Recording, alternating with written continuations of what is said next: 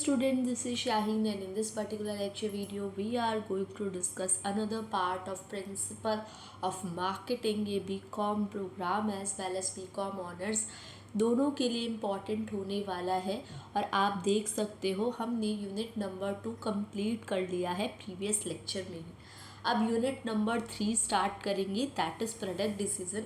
और जैसे ही product decision complete हो जाएगा उसके बाद आपकी यूनिट नंबर 3 कंप्लीट हो जाएगी, यूनिट नंबर 4 स्टार्ट हो जाएगी। तो प्रोडक्ट डिसीजन का मतलब क्या है, पहले ये समझते हैं। प्रोडक्ट डिसीजन का मतलब वो सारे जो अहम पहलू हैं जो आपको देखने पड़ेंगे जब आप प्रोडक्ट को या तो बनाओगे, या तो प्रोडक्ट को सेट करोगे, या प्रोडक्ट में प्राइसिंग करोगे, प्रोडक्ट की पैकेजिंग करोगे, प्रोडक्ट में ब्रांडिंग करोगे। मतलब वो सारे इम्पॉर्टेंट फैक्टर्स प्रोडक्ट डिसीजन में आते हैं। ठीक है।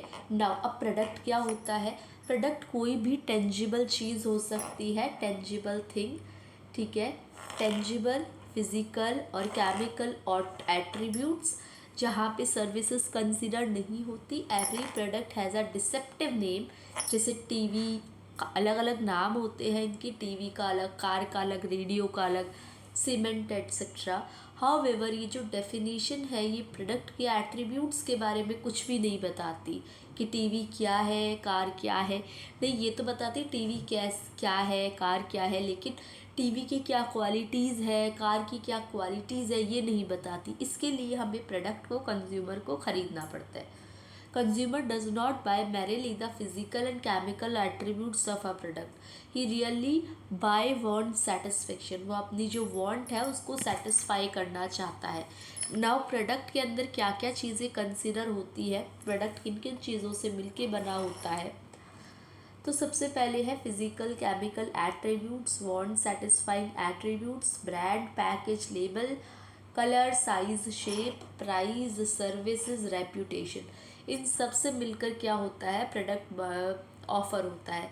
प्रोडक्ट कोई भी चीज़ हो सकती है जो मार्केट में ऑफ़र की जाए, जो कंज्यूमर को अट्रैक्ट करे, मार्केट में अटेंशन गेन करे और कंज्यूमर उसको परचेज़ करे। नाउ अगर आप नोटिस करो तो यहाँ पे आप एक चार्ट को देख रहे होंगे जिसके अंदर कोर प्रोडक्ट, फॉर्मल प्रोडक्ट और ऑगमेंटेड प्रोडक्ट।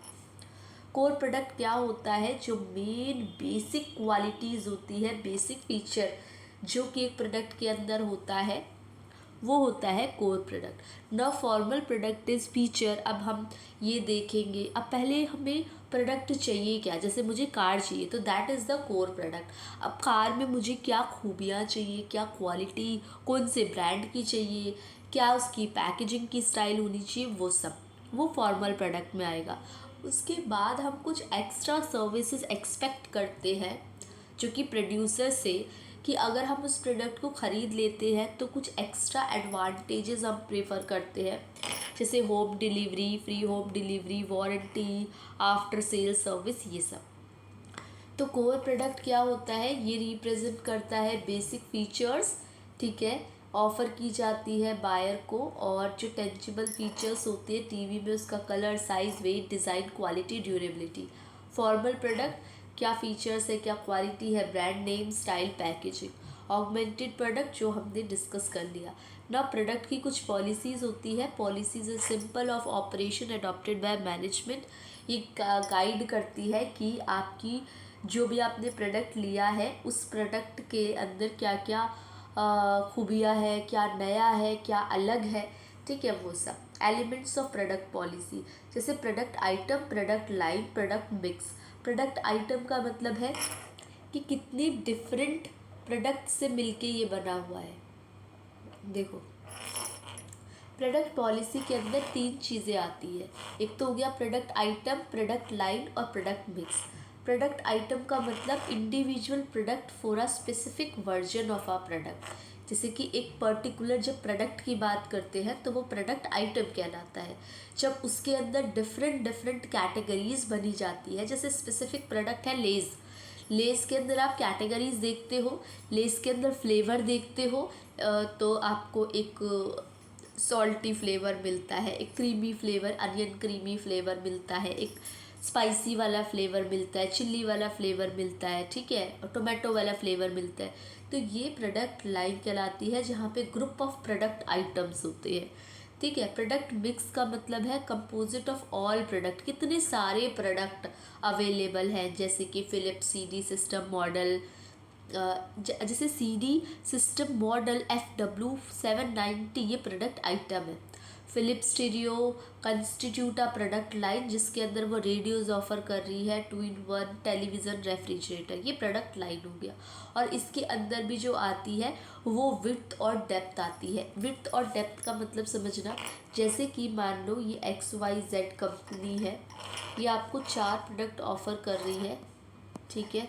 एक तो हो गया आपका लेज़, लेज़ मतलब आपका चिप्स, लेज़ तो ब्रांड है ना, चिप्स, आपका टायर, आपका लेज़ चिप्स, टायर, और अगर मान लो एक प्रोडक्ट है टूथपेस्ट और कार, ये 4 प्रोडक्ट ऑफर कर रही है। तो ये हो गई width.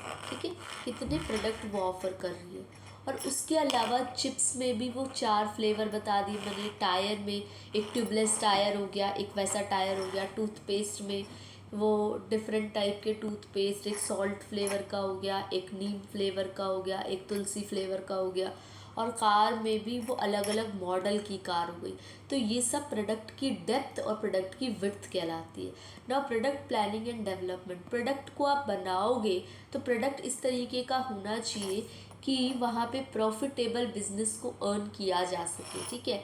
Now the act of making out and supervising the search, screening, development, commercialisation of a new product, modification of existing line, इसमें हम या तो ऐसा करते हैं कि बिल्कुल नया प्रोडक्ट लेके आते हैं, या ऑलरेडी जो लाइन एग्जिस्ट कर रही है उसमें कुछ चेंजेस लेके आ रहे हैं। तो simply state product planning involve decision on issue such as what to manufacture और how to have its packaging, packaging कैसी होनी चाहिए, प्राइस कैसा होना चाहिए, कितने में इसको बेचोगे, कितनी कॉस्ट होनी चाहिए, कितना मार्जिन होना चाहिए, ये सब आप प्रोडक्ट प्लानिंग में करोगे। नाउ इसके बाद जो कुछ फीचर्स होते हैं, जो कुछ फंक्शंस होते हैं प्रोडक्ट प्लानिंग के, वो ये दे रखे। जैसे कि पहले आप प्रोडक्ट का आइडिया सोचोगे, फिर देखोगे मेरे पास रिसोर्सेज अवेलेबल है, फिर कस्टमर को वो प्रोडक्ट किस वे में चाहिए, क्या वो प्रोडक्ट अनप्रॉफिटेबल तो नहीं है, वो प्रॉफिटेबल होना चाहिए। प्रोडक्ट को डेवलप करना, प्रोडक्ट को टेस्ट करना, मार्केट करना प्रोडक्ट को, और फिर रिजल्ट को देखना, ये सब कुछ हमारे इसके अंदर आ जाते हैं ना। प्रोडक्ट प्लानिंग का फीचर क्या है, एक तो देखो अगर हम सोच समझ के अगर प्रोडक्ट प्लानिंग करते हैं, प्रोडक्ट के बारे में सारा कुछ इन्फॉर्मेशन गैदर करते हैं, तो एक तो मुझे आइडिया मिलता है, प्रॉपर मार्केटिंग मिक्स के बारे में मुझे पता चलता है, मुझे क्या प्राइस रखना है, कितना प्रमोशन रखना है, कहाँ कहाँ सॉरी कहाँ कहाँ इस प्रोडक्ट को पहुँचाना है। तो that is the basis of marketing program. Next one is, इससे सेल बढ़ेगी क्योंकि मैंने पहले ही सोच लिया है कि मुझे कौन से प्रोडक्ट के बारे में मैन्युफैक्चरिंग करनी है, रेगुलर होना चाहिए, with a view and better product and new uses of existing product, survival and growth, मेरा बिजनेस ग्रो करेगा, सेल्स ग्रो करेगी तो मैं सर्वाइव कर पाऊँगी मार्केट में। कहीं ना कहीं एक दिन, 2 दिन, 1 महीने, 2 महीने बाद मैं क्या कर पाऊँगी, ग्रोथ कर पाऊँगी, कंपटीशन फेस करूँगी, रिस्क कम होता जाएगा जैसे जैसे प्रॉफिट बढ़ता जाएगा, और मेरी परफॉर्मेंस भी इम्प्रूव होगी। थर्ड वन प्रोडक्ट पॉलिसी में आता है प्रोडक्ट स्टैंडर्डाइजेशन। ये प्रोडक्ट स्टैंडर्डाइजेशन के अंदर ये आता है कि आप कैसे प्रोडक्ट को ग्रेडिंग दे रहे हो, कैसे प्रोडक्ट को अलग अलग क्लासिफिकेशन कर रहे हो, उनकी पैकेजिंग कैसे कर रहे हो, लार्ज क्वांटिटी से स्मॉल क्वांटिटीज़ में कैसे कन्वर्ट कर रहे हो। तो ये स्टैंडर्डाइजेशन प्रोसेस कहलाती है, जिसमें आपको सब कुछ मेंशन करना होता है। नाउ ब्रांड, ब्रांड का क्या मतलब है, ब्रांड का मतलब है जिससे एक प्रोडक्ट पहचाना जाता है। जैसे कि अगर आप सोप में लक्स सोप की बात करोगे तो ये एक ब्रांड है, जिससे ये इंडिकेट होता है अच्छा इस प्रोडक्ट की बहुत सारी चीज़ें आपके दिमाग में आ जाती है ना, जो ब्रांड को, टर्म को, सिंबल भी आपके दिमाग में आ जाता है, इसका सिंबल क्या है, इवन ये भी आ जाता है इसको लिखा कैसे जाता है ना, डिज़ाइन क्या होता है इसका, और कितनी कितनी इसकी भी आप बोल सकते हो कितनी इसकी भी वैरायटी है, ये भी हमारे दिमाग में आ जाता है। तो जो ब्रांड होता है उसमें ब्रांड का नाम होता है, जैसे लक्स हो गया, वही हो गया, हमाम सोप हो गया, ठीक है। और ब्रांड का नाम होता है कि कई सारी चीज़ों से मिलके बना होता है जिससे हम प्रोडक्ट को समझ पाते हैं। नेक्स्ट जैसे कैडबरी हो गया है ना, चॉकलेट्स के लिए। उसके बाद ब्रांड का मार्क जिसमें सिंबल होता है, अगर आप देख नहीं पाओगे, लेकिन अभी मैं वो सिंबल शो करूँगी, चलो नेक्स्ट क्लास में शो करूँगी, जिसमें ब्रांड मार्क भी आपको, ट्रेड मार्क भी आपको देखने के लिए मिलेंगे। Brand mark is the part of brand जो कि अपीयर होता है in the form of symbol, design, distinctive colour.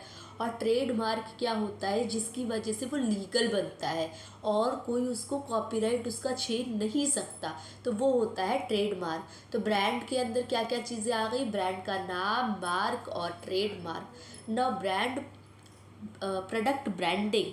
Product branding का क्या मतलब है कि जब आप प्रोडक्ट को एक ट्रेडमार्क देते हो, एक लीगल टर्म बताते हो, है ना, आप नोटिस करो ये जो वर्ड्स लिखे हुए हैं, our trademark is a legal term for brand name जो कि रजिस्टर की जाती है trade and merchandise mark act 1958 में।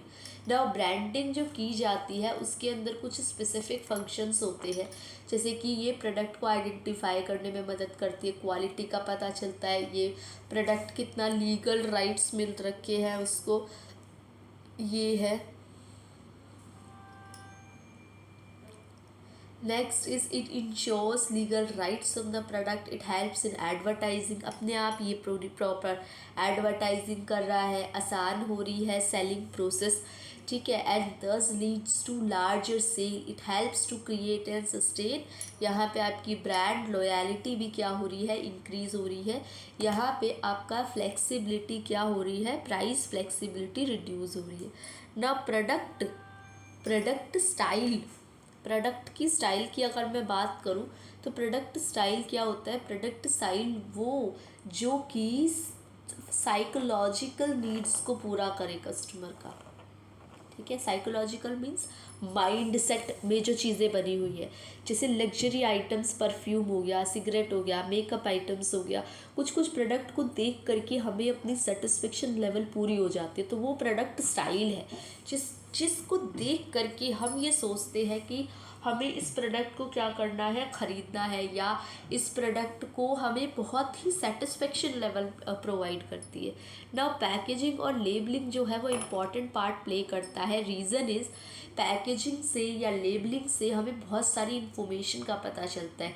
अगर पैकेजिंग प्रॉपर तरीके से होगी, ठीक है, तो वहाँ पे ख़राब होने का चांसेस कम हो जाता है, सामान के टूटने का चांसेस कम हो जाता है, सामान में अगर कोई लिक्विड पार्टिकल है तो वो लीकेज का चांसेस कम हो जाता है, हम आसानी से उसको ट्रांसपोर्ट कर पाते हैं। जैसे आपने देखा होगा कि as compare to oval shape या सर्कल शेप, जो प्रोडक्ट होते हैं वो स्क्वायर शेप या रेक्टेंगल शेप होते हैं, ताकि एक के ऊपर एक आसानी से काफ़ी स्टोरेज को मेंटेन करके रख सकते हैं वहाँ पे, है ना, स्टोरेज मेंटेन हो जाती है।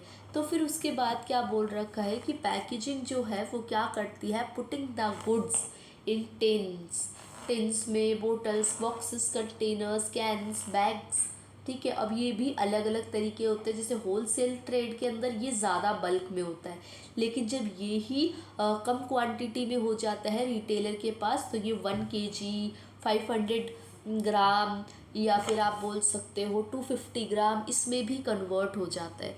तो पैकेजिंग को हमने बताया कि involve in designing and producing the container.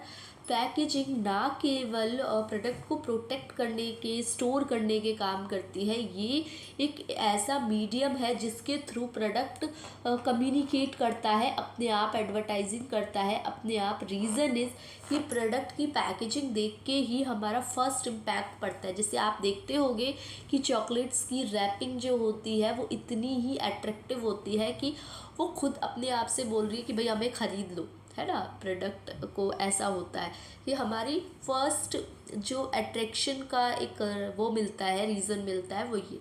The first task is to establish the packaging concept. जो पहला टास्क है वो क्या है, पैकेजिंग का कॉन्सेप्ट।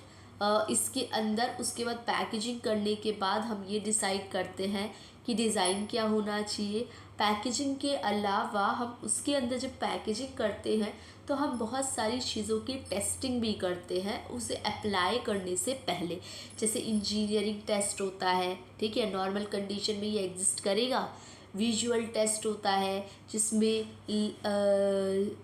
कलर ज़्यादा कैसा यूज़ हो रखा है वो देखा जाता है।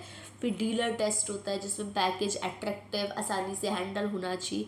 नाउ कंज्यूमर टेस्ट होता है जिसमें कंज्यूमर का रिएक्शन को देखा जाता है।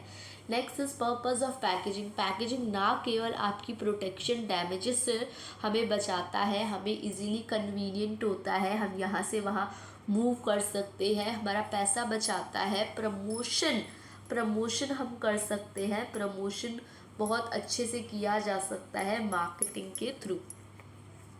आफ्टर सेल सर्विस भी कुछ जो प्रोडक्ट होते हैं उनके आफ्टर सेल सर्विसेज भी पैकेजिंग को हेल्प करते हैं कि हम बाद में भी उसको प्रोडक्ट को यूज़ कर सके। जैसे कैंस हो गई, वाटर बोटल्स हो गई, हम यूज़ करते हैं ना वो। नाउ न्यू प्रोडक्ट डेवलपमेंट की बात करूँ तो जब हम एक एग्जिस्टिंग प्रोडक्ट में कुछ वेरिएशन लेके आते हैं या बिल्कुल ही नया प्रोडक्ट लॉन्च करते हैं तो वो न्यू प्रोडक्ट डेवलपमेंट में आता है।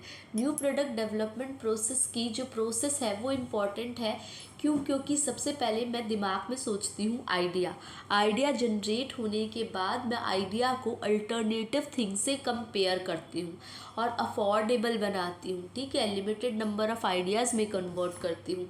फिर उसके बाद डेवलपमेंट और टेस्टिंग होती है जहाँ पे जो मैंने आइडिया सोचा है वो मार्केट में एग्जिस्ट कर भी सकता है। रिसर्च वगैरह की जाती है, कॉन्सेप्ट की टेस्टिंग होती है, ठीक है। उसके बाद होता है बिजनेस एनालिसिस। बिजनेस एनालिसिस में क्या करते हैं, जब हमने टेस्ट कर लिया product, now the purpose of this stage is to study the commercial viability of the concept. It is concerned with projecting future sales, profit and rate of return for the proposed new product and to determine whether these meet the company's objective। वो company के objective को meetup कर भी पाएगा कि नहीं, तो ये बिजनेस एनालिसिस किया जाता है। फिर डेवलपमेंट की जाती है कि हाँ हमारा जो आइडिया है वो कंक्रीट प्रोडक्ट में डेवलप हो सकता है। तो छोटे छोटे से सर्वेस करो जिसके थ्रू प्रोडक्ट के बारे में पता चले। फिर टेस्ट मार्केटिंग होती है, मतलब छोटे से कंज्यूमर टारगेट को पकड़ा जाता है और उनके बेसिस पे आपका क्या किया जाता है, प्रोडक्ट की टेस्टिंग होती है। आपको प्रोडक्ट कैसा लगा, आप प्रोडक्ट के बारे में क्या कहना चाहते हैं, फीडबैक क्या है, उनके मार्केटिंग मिक्स एलिमेंट देखे जाते हैं। फिर कमर्शलाइजेशन, फिर उसके ब्रॉड लेवल पे प्रोडक्ट को लोगों तक अवेयरनेस पहुंचाई जाती है, ठीक है, खर्चा किया जाता है काफ़ी ज़्यादा एडवर्टाइजिंग वगैरह पे। फिर हम पढ़ते हैं product life cycle. Product life cycle की अगर मैं बात करूं तो देयर कंसिस्ट ऑफ 4 स्टेजेस होते हैं। That is the introduction stage, growth stage, maturity stage and decline stage. तो सबसे पहले इंट्रोडक्शन सेल्स के अंदर क्या होता है, इंट्रोडक्शन जो स्टेज होती है, प्रोडक्ट लाइफ साइकिल दी थी वार्नर थे, एक मिनट इसमें लिखा होगा नाम,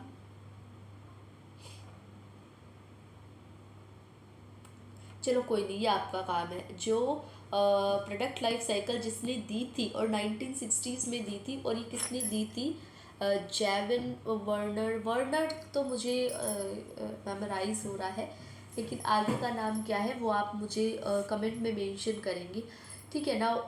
जो 4 स्टेजेस में सबसे पहले इंट्रोडक्शन स्टेज आती है जिसके अंदर हम ये देखते हैं कि स्टेज जो सेल्स है वो इस स्टेज के अंदर बहुत ज़्यादा नहीं होती क्योंकि अभी प्रोडक्ट लॉन्च हुआ है।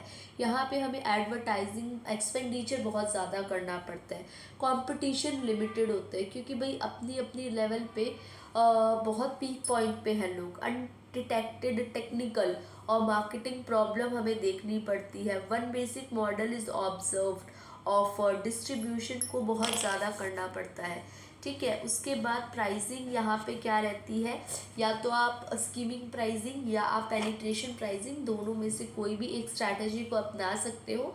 स्कीमिंग प्राइसिंग मैं बता देती हूँ लिख के, एक होती है स्कीमिंग प्राइसिंग, एक होती है आपकी पेनिट्रेशन प्राइसिंग। स्कीमिंग प्राइसिंग में क्या होता है कि हम जो प्राइसेस हैं वो स्किम्ड क्रीम, मतलब बहुत ज़्यादा अमाउंट में क्या करते हैं, पहले जो प्राइजेस रहते हैं वो बहुत ज़्यादा रहते हैं एंड देन इनिशियल स्टेजेस में आप कम करते हो, तो ये हाई रहते हैं इनिशियल स्टेजेस में और उसके बाद आप धीरे धीरे प्राइजेस को लो करते हो। एंड देन पेनिट्रेशन प्राइसिंग क्या होता है, जहाँ पे आप इनिशियल स्टेजेस में, स्टार्टिंग वाले स्टेजेस में प्राइजेस को कम करते हो और फिर धीरे धीरे अपने प्राइजेस को बढ़ाते हो। तो दोनों में से कोई भी स्ट्रेटजी आप इनिशियल स्टेज में अपना सकते हो। नेक्स्ट, लॉसेस क्या होते हैं, losses are much more likely to occur, losses ज़्यादा होते हैं और आपको प्रमोशन करना पड़ता है, डिफरेंट इंसेंटिव्स, गिफ्ट्स, डिस्काउंट दे पड़ते हैं ताकि आप कस्टमर को क्या कर पाओ, अट्रैक्ट कर पाओ ना। अब जो वर्ड मैंने आपको बताए स्कीमिंग और पेनिट्रेशन, उसी से देखो एक नया आपको मार्केटिंग स्ट्रैटेजी सीखने के लिए मिल गई है ना। ये देखो, ये समझो, समझना क्या है। अगर आप प्रमोशन और प्राइस दोनों हाई रखते हो, प्रमोशन और प्राइस मतलब पैसे भी बहुत ज़्यादा है और बहुत ज़्यादा आप लेवल पे अपनी डिस्ट्रीब्यूशन भी कर रहे हो, तो आप रैपिड स्कीमिंग स्ट्रैटेजी को अपना रहे हो। क्योंकि स्कीमिंग तो है मतलब इनिशियल स्टेजेस में हाई प्राइजेस रखना, तो स्कीमिंग तो है। चाहे आप प्राइजेस देखो दोनों स्टेजेस में हाई है तो स्कीमिंग तो दोनों में है, स्कीमिंग तो दोनों में है। और दोनों में जो प्राइजेस हैं वो लो होंगे तो पेनिट्रेशन दोनों में होगी। अब प्रमोशन, अगर हाई प्रमोशन हाई प्राइसिंग है तो रैपिड स्कीमिंग, और अगर हाई और लो प्राइस और लो प्रमोशन है तो स्लो पेनिट्रेशन स्ट्रैटेजी। क्योंकि प्राइस लो है तो पेनिट्रेशन स्ट्रैटेजी और प्रमोशन लो है तो स्लो प्रोसेस। और अगर आप क्या करोगे, प्रमोशन को लो रखोगे तो स्लो स्कीमिंग स्ट्रैटेजी और प्राइस को लो रखोगे तो रैपिड पेनिट्रेशन स्ट्रैटेजी। होपफुली ये आपको समझ आ गया होगा। अब ये भी थोड़ी सी डिस्कशन कर लेते हैं, ठीक है। रैपिड स्कीमिंग स्ट्रैटेजी रहता है तो ऑलमोस्ट जो इंटायर पोटेंशियल जो प्रोडक्ट है वो अभी प्रोडक्ट के बारे में पता ही नहीं है। रैपिड स्कीमिंग मतलब जहाँ पे प्राइजेज ज़्यादा रहेंगे और प्रमोशन भी ज़्यादा रहेगा, तो लोगों को अभी प्रोडक्ट के बारे में पता नहीं है, आपको प्रोडक्ट के बारे में लोगों को पहुँचाना है। दोज हु बिकम अवेयर, जिनको पता लग गया है वो पेमेंट नहीं कर पा रहे हैं and are capable of payment, ठीक है। Next is the firm faces potential competition, बहुत ज़्यादा होता है और वो अपने ब्रांड को बढ़ाना चाहते हैं। लो स्कीमिंग स्ट्रैटेजी, जहाँ पे प्राइजेस तो ज़्यादा है लेकिन आप प्रमोशन कम कर रहे हो। तो जब आप मार्केट को देखते हो कि यहाँ पे लिमिटेड साइज़ है, लोगों को आपके प्रोडक्ट के बारे में पता है, फिर उसके बाद जैसे कि आप एप्पल का एग्जाम्पल ले लो, यहाँ पे प्राइजेस बहुत ज़्यादा रहते हैं लेकिन अगर आप ध्यान दो तो प्रमोशन इतना ज़्यादा नहीं होता, लोगों को अपने आप पता चलता रहता है ना, लोग अपने आप अवेयर होते हैं। Those willing to buy are capable to buy, जो लोग खरीदना चाहते हैं वो खरीद भी रहे हैं। Little danger of potential competition, potential competition का डेंजर इसलिए होता है क्योंकि आप एडवर्टाइजमेंट या प्रमोशन कम कर रहे हो। रैपिड पेनिट्रेशन का मतलब प्राइजेस तो कम कर रहे हो लेकिन आप प्रमोशन ज़्यादा कर रहे हो, क्योंकि यहाँ पे मार्केट का साइज़ ज़्यादा है, लोगों को पता नहीं है, इसलिए आपको प्रमोशन ज़्यादा करना पड़ रहा है। पोटेंशियल कंपटीशन स्ट्रॉन्ग है इसीलिए प्रमोशन ज़्यादा करना पड़ रहा है। ज़्यादातर प्राइस लो प्राइस बायर देना आप चाहते हैं, इसीलिए आप पेनिट्रेशन स्ट्रैटेजी को अपना रहे हो। Next is the company unit manufacturing cost falls with the scale of production and experience. Slow penetration मतलब प्राइजेस भी कम है और आप प्रमोशन भी कर रहे हो, कम कर रहे हो। क्यों? क्योंकि आपके प्रोडक्ट के बारे में कंज्यूमर को ऑलरेडी पता है, वो कम प्राइजेस देना चाहते हैं। पोटेंशियल क्या है, थोड़ा बहुत है, कंपटीशन थोड़ा बहुत है और मार्केट ज़्यादा है। तो होपफुली आपको ये समझ आ गया होगा। ग्रोथ स्टेज क्या होती है, growth stage is the second stage जो कि आपकी इसके बाद आती है। वेट अ सेकेंड, इंट्रोडक्शन के बाद ग्रोथ स्टेज आती है जहाँ पे प्रोडक्ट अब मूव करने शुरू हो गया है। पहले ये था, प्रोडक्ट के बारे में पता नहीं था, कंपटीशन इतना ज़्यादा नहीं था और प्रमोशन आपको बहुत ज़्यादा करना पड़ रहा था। अब ग्रोथ स्टेज, ग्रोथ स्टेज की बात करूँ, ये मैच्योरिटी स्टेज आ गई। ग्रोथ स्टेज की बात करूँ तो जो ये स्टेज होती है यहाँ पे अर्ली इनोवेटर्स आ जाते हैं जो कि प्रोडक्ट को जल्दी से ख़रीदना प्रीफर करते हैं। न्यू कॉम्पिटिटर यहाँ पे एंटर करते हैं, यहाँ पे नंबर ऑफ़ कॉम्पिटिटर्स बढ़ जाते हैं, सेल्स बढ़ने लगती है। प्राइजेस या तो आप कम करते हो या तो उतने ही रहते हो। फिर प्रमोशनल एक्सपेंडिचर होता है, वो slightly raise level to meet competition, थोड़ा सा बढ़ाना पड़ जाता है। सेल्स बढ़ती है लेकिन इतनी तेज़ी से नहीं बढ़ती, और प्रॉफिट मार्जिन भी बढ़ता है लेकिन इतनी तेज़ी से नहीं बढ़ता। Marketing strategy to sustain rapid marketing features and model, तो क्वालिटी इम्प्रूव करनी पड़ती है, हमें नए नए सेगमेंट ढूंढने पड़ते हैं, न्यू डिस्ट्रीब्यूशन चैनल, क्योंकि अब आपका प्रोडक्ट धीरे धीरे डेवलप होने लगा है।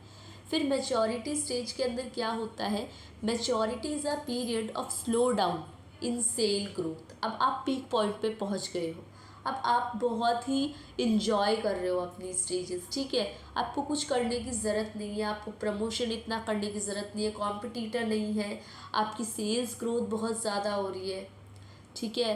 तो ये सब होता है। तो ग्रोथ मैच्योरिटी, मैच्योरिटी में भी 3 कैटेगरी है, ग्रोथ मैच्योरिटी, स्टेबल मैच्योरिटी और डिकेइंग मैच्योरिटी। एक होता है जहाँ पे here the rate of sales growth, जहाँ पे जो सेल्स ग्रोथ होती है, जहाँ पे सेल्स ग्रोथ होती है start to decline because of absence of new distribution. और स्टेबल मैच्योरिटी होती है tried the product and future sales replacement demand, और डिकेइंग कौन सी, डिक्लाइन होने लग जाती है, ठीक है। एक में सेम रही, एक में इंक्रीज हो गई और एक में क्या हुई, डिक्रीज हो गई। Now characteristics of maturity stage, तो फर्स्ट पार्ट के अंदर सेल्स कंटिन्यू टू इंक्रीज, लेकिन बढ़ती है एक डिक्रीजिंग रेट से। While sales are living of the profit of both the manufacture and the retailer starting to decline, कम होने लगता है। मार्जिनल प्रोड्यूसर वो मार्केट से ड्रॉप आउट हो जाते हैं, ठीक है। अब मार्केट में मॉडिफिकेशन करना पड़ेगा आपको, डिफरेंट मार्केट की स्ट्रैटेजीज अपनानी पड़ेगी, ये सब आपको करना पड़ेगा। प्रोडक्ट मॉडिफिकेशन मीन्स प्रोडक्ट में improvement, quality improvement, feature improvement, style improvement करने पड़ेंगे, मार्केटिंग मिक्स मॉडिफिकेशन। फिर डिक्लाइन स्टेज आ जाती है। डिक्लाइन स्टेजेस कौन सी होती है, जहाँ पे हमें क्या करना पड़ता है, प्रोडक्ट को अगर हम इम्प्रूवमेंट नहीं लेके आते तो प्रोडक्ट क्या हो जाएगा, मार्केट से बाहर चला जाएगा, ठीक है। तो हमें ये ध्यान रखना पड़ता है। तो हमें वीक प्रोडक्ट्स को आइडेंटिफाई करके चलना पड़ेगा, वीक प्रोडक्ट्स के ऊपर इम्प्रूवमेंट करनी पड़ेगी, मार्केटिंग स्ट्रैटेजीज अपनानी पड़ेगी, जिसमें कॉन्टीन्यूस स्ट्रैटेजी, कंसंट्रेशन स्ट्रैटेजी और harvesting strategy. Under this it continues its past marketing strategy, और हेयर द फर्म्स कंसंट्रेट सिर्फ स्ट्रॉन्गेस्ट प्रोडक्ट पे, और वो इंक्रीज इन करंट प्रॉफिट।